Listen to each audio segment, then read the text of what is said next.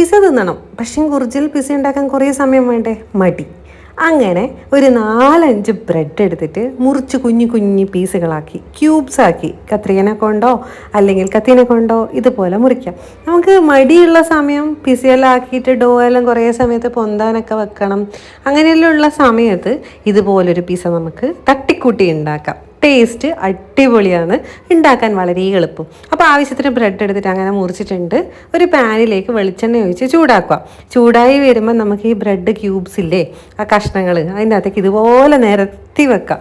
Law ഫ്ലെയിമിൽ ഇട്ടിട്ട് ചൂടാക്കി എടുക്കുകയെന്ന് കുറച്ച് ക്രിസ്പി ആവട്ടെ. അപ്പോൾ ഒരു ഭാഗം കുറച്ചൊന്നാവുമ്പോൾ നമുക്ക് തിരിച്ചിടാം. കൈനെ കൊണ്ട് തിരിച്ചിടരുത്, ഇടുമ്പം ചൂടായിട്ട് പൊള്ളും. സ്പൂണിനെ കൊണ്ടേ തിരിച്ചിടാൻ പാടുള്ളൂ. ഞാൻ ആദ്യം അങ്ങനെയാണ് ചെയ്തിന് കേട്ടോ.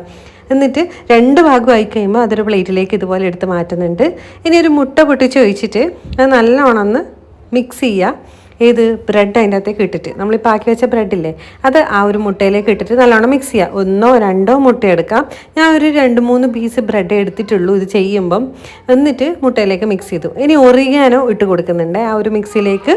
എന്നിട്ട് പാന് ചൂടാക്കുക, ഒന്നും കൂടി വെളിച്ചെണ്ണ ഒഴിക്കുക. അത് ഫുള്ളായിട്ടൊന്ന് സ്പ്രെഡ് ചെയ്ത് കൊടുത്ത ശേഷം വേറൊരു മുട്ട പൊട്ടിച്ചിട്ട് അതിൻ്റെ അകത്തേക്ക് ഒഴിച്ച് കൊടുക്കാം. എന്നിട്ട് മൊത്തത്തിൽ അങ്ങ് പരത്താം. നമുക്ക് ഇതുപോലെ പാൻ എടുത്തിട്ടൊന്ന് പരത്തി കൊടുത്തിട്ട് ഇനി ബ്രെഡും മുട്ടയും കൂടിയുള്ള മിക്സീൻ്റെ മുകളിലേക്ക് ഫുള്ളായിട്ടൊന്ന് നിരപ്പിച്ച് ഇട്ട് കൊടുക്കാം. ഇതുപോലെ അങ്ങ് ഇട്ട് കൊടുക്കണേ. അതിൻ്റെ അകത്തേക്ക് പിസ്സ സോസോ ടൊമാറ്റോ കെച്ചപ്പോ ഇടാം.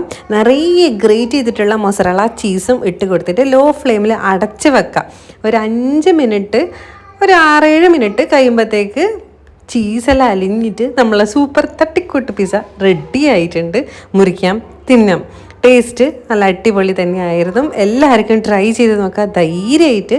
ഈസിയാണ്, നമ്മളെ വീട്ടിലുള്ള കുഞ്ഞു കുഞ്ഞു സാധനങ്ങൾ മാത്രം മതി.